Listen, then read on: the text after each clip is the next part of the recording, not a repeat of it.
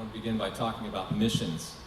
And we've been talking about the vision of Shawnee Alliance Church, and missions is a huge part of who we are and always has been. And to demonstrate that, I'd like to ask if any of you here have ever been on a short-term missions trip from a week to a year outside the United States. Would you stand right now? Would you stand? That's amazing. And on the screen behind me is a list of all, these are people who've gone on short-term trips just from Shawnee Alliance Church in the last 15 or 18 years. Thank you. You may be seated. Isn't that amazing? Now, if you're intrigued and you think, hey, I need to do that, there's another trip being planned for later this year to Burkina Faso to drill wells. So there's still time to get in on that one. Another calling that's very unique upon this church is sending people into full-time ministry. And on the screen behind me, you see a list of 36 names of people or families that God has called from this place to go into full-time missions or service. And this morning, I'm announcing the names of another family. So, I'd invite them to come to the stage. Didn't plan the emotional part. It's my wife, Mary Lou, and our three sons, Taylor, Kyle, and Eric. And some of you look a little shocked and don't know if you knew that was my family. But today it's our privilege to announce some changes coming in our lives. In 1986, God called me as a senior in college to use music for ministry in his church. And then in 2002, while I was teaching in the Philippines on another short-term trip from this church, he put a burden on my heart to use the special training that I have in ethnomusicology to help establish stronger churches in Muslim communities around the world. These are places that have been terribly antagonistic to the gospel. I made a commitment right then that if God could use me to make a difference, that I would consider that a worthy investment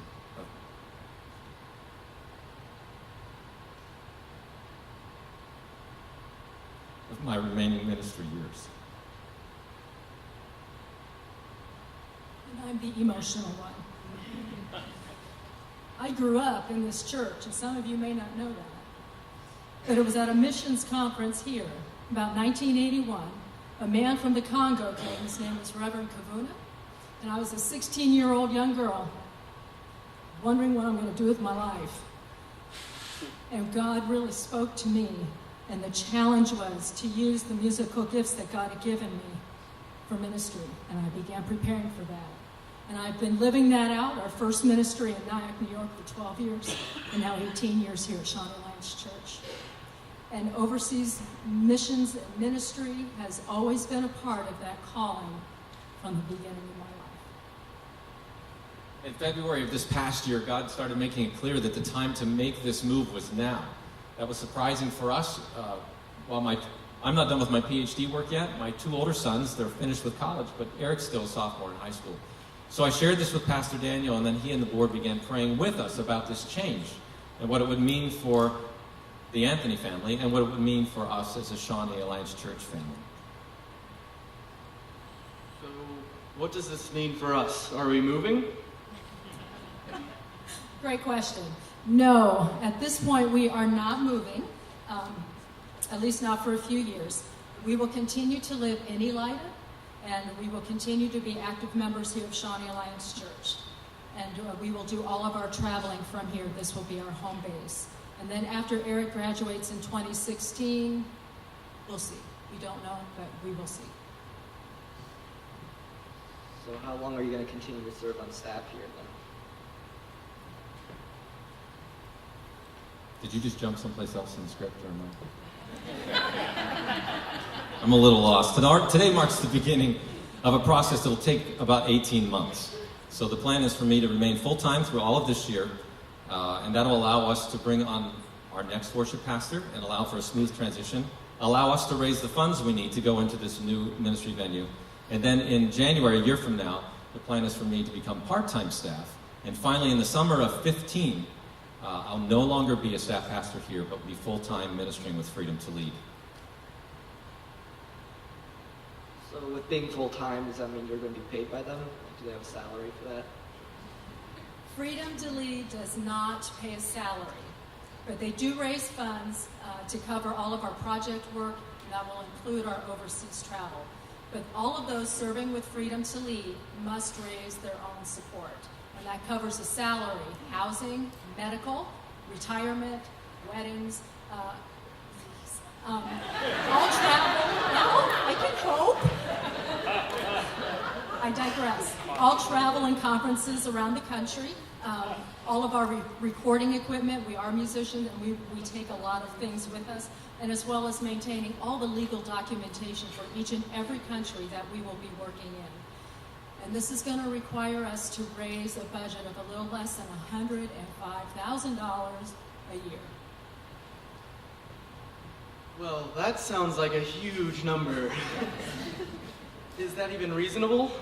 Yes, it certainly is a lot of money. But it's within the normal range that the Christian and Missionary Alliance budgets for a missionary couple doing international ministry.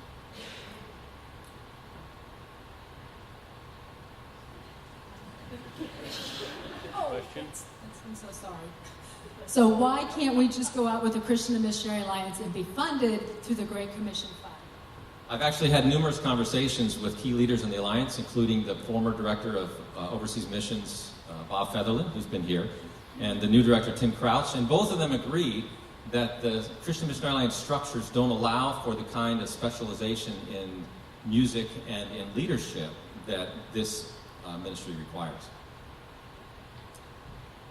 But we are going to partner together on some specific projects, and I'm very excited about that part. And what about here at Shawnee Alliance? Who's going to be the pastor of Worship Ministries? Well, I can't announce that right now, but Pastor Daniel and the board have been part of this process for the last 8 months, and so they do have a plan in place, and they will keep you informed. So what will you be doing with Freedom to Lead? Okay, Freedom to Lead is about cultivating Christ-centered leaders in some of the most under-resourced regions of the globe. This is the same organization that I've been working with in India for the past 3 years. There we've been crafting a leadership development curriculum that's designed specifically for story-centric or oral peoples. These are people who rely upon stories and pictures and songs to communicate and teach rather than reading and writing. The training is highly interactive and experiential, and is delivered through story, symbol, and song. And my responsibility is to work mainly with indigenous artists to produce the symbols and songs for the curriculum. Many of these churches are located within an area that is known as the 1040 window. Yep. It is an area of the globe that is 10 degrees north to 40 degrees south latitude. And within that area, you see it? Within that area, 95% of the unreached peoples of the world live there. And these are people that have less than 2% Christian witness. And this is where we plan to invest the next 20 years of our ministry life. And it's not a coincidence that these unreached places are places where it's dangerous to be labeled as a follower of Jesus Christ or to be associated with the Christian church.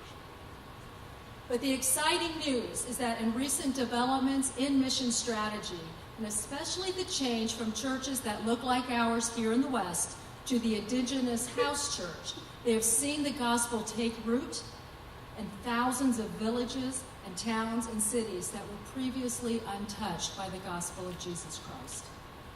So the challenge now is that the growth of these house churches is far outpacing their capacity to train leaders. And many of these churches are floundering for lack of strong leadership. To complicate things, many of these leaders are oral learners, and up until now, all the leadership development programs in the world have been designed for literate peoples. Freedom to Lead was formed in 2011 specifically to address this literacy gap in leadership development. And in just a few short years, it has had an amazing impact on the house churches throughout North India. I believe that the house church movement is the single greatest development and mission strategy of our time. I also believe that this innovative strategy of Freedom to Lead could be the single greatest contribution towards sustaining the house church movement into the future. To some, this announcement may seem a little sudden, maybe a little shocking, So what would you say to that? Well, if you've known us for very long, you've been seeing this coming for a long time. You've watched me over 18 years travel to 13 different countries, at times taking teams from this church, sometimes my entire family. You've watched me complete a master's degree at Bowling Green, and I'll soon be completing a PhD at Ohio State, all to equip me to better do this work overseas. And many of you have prayed, and you've told me that. We've prayed that God would raise up people from this congregation that we could send out to full-time missions. And you've committed yourselves to support them in many ways. So actually, as we look on it now, we say, well, this is just one part of what God has been doing here at Shawnee Alliance Church for a very long time. Are you afraid? Yes. Of what? Well, first, we're raising all that money. It's a lot of money. And to demonstrate, I just want to ask, Ben and Molly Collins are here somewhere. I saw you. You would stand? Thank you. Ben and Molly announced in November that God had called them to do a one-year internship in Burkina Faso. And they said, we feel called to go, and all we need to do is raise this $44,000. We need to have it committed so that we can book our flights. And to date, as of now, they've only raised $8,000 to go. That makes us concerned about this other bigger number. But what I want to call us to do today is that we can send them. We can do that. All of us can contribute. I want to challenge you to do that, to give a monthly contribution and say, I'll give this every month for 12 months. And once they know they have their funds, they can go. And then that well drilling team that goes in the fall, Ben and Molly would be the ones who would be there to receive them at the airport and to take care of all of their accommodations while they're there. It'll be a very cool experience. Thank you for standing, Ben and Molly. And great article in the paper yesterday. So if you didn't see it in the Lima News, it's in the region section. Once we send them, then I would invite you to consider being part of our team as well, because we're going to need a financial team that will stand with us for many years into the future. So, Mary Lou, what are you concerned about? What I'm concerned about is going to be the separation. For 26 years, Doug and I have ministered together as a team. And in these years, we're separated roughly 6 weeks to 8 weeks. And as we become full-time in 2015, we are looking at the equivalency of about 6 months. Not all at once, for about 6 months. We like living life together. We like doing things together. And this adventure for us is a huge adjustment, especially these first years until Eric gets out of high school. And yet, through these years and the times that we have been separated, God has been very, very, very faithful. And He has blessed me with many family and friends and neighbors who have come to my rescue when I have needed it. Burst pipes, flat tires, and how will I ever forget a month of mice infiltration. And Keith Blass coming to my house every morning to empty traps, reset, and coming home every night to empty those traps and reset them. And as faithful as God has been to me yesterday, He will be faithful to me today and tomorrow. And lastly, where can people find out more information on Freedom to Lead and your ministry with them? Friend us on Facebook, and then follow the links to Freedom to Lead, and you will see that there. Also in the program today, on the upper left-hand corner, the first page as you open it up, has the website, freedomtolead.net, and that will also be added to Doug's web bio on the church website, but please follow. You know, it's been a great privilege to be part of you for 18 and a half years here, and it will be in our 20th year when this all concludes. But we're not leaving just yet, so we wanted to make you aware of these changes and of the challenges that are before us, and invite you to be part of another team, ministry team, and hopefully we can have an opportunity to share with you the bigger story, an amazing story of how God has brought all of this together. So thank you so much for your time this morning.